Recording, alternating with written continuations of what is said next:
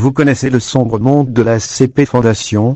Si oui, alors vous êtes un érudit et vous avez trouvé ce rapport illégal rejeté du site de la Fondation pour en oublier le contenu au lieu de tous. Si vous êtes un civil, alors préparez-vous car ce que vous allez découvrir va changer votre définition du mystique.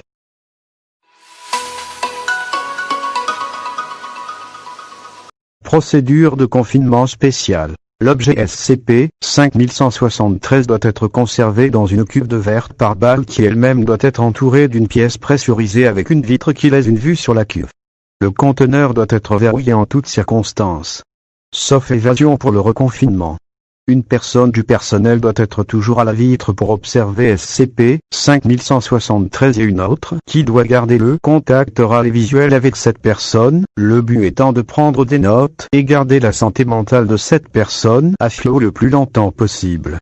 Description. Transféré au site, 2 ans 2010. Origine inconnue jusqu'à présent.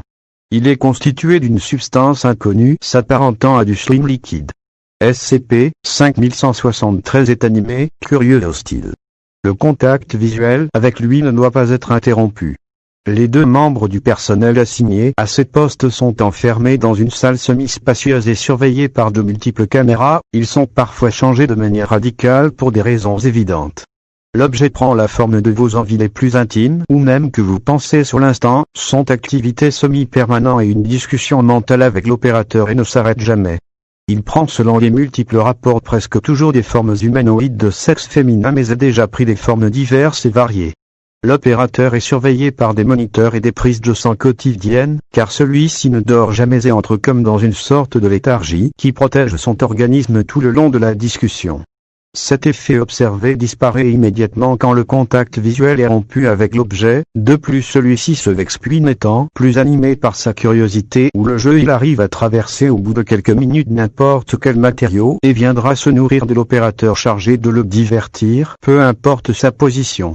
Dans le cas où cet opérateur se fait tuer ou présente des problèmes de stabilité mentale, la Fondation procède à un remplacement quasi immédiat et tout se passe bien sauf dans le cas du rapport censuré où le SCP-5173 a tué cérébralement l'agent chargé de la regarder. L'enquête est toujours en cours.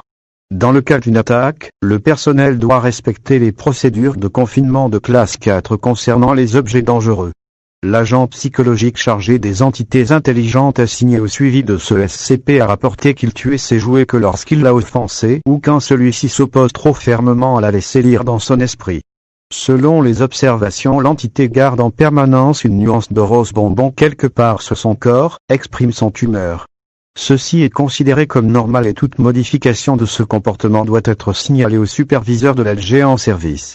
Le SCP n'a nul besoin d'être nourri ou de maintenance. Donc aucun lien avec ce SCP est autorisé sauf dans le cadre de l'opérateur assigné. Fin de transmission. Si vous désirez plus de divulgation de rapports SCP, lâchez un gros pouce bleu et abonnez-vous.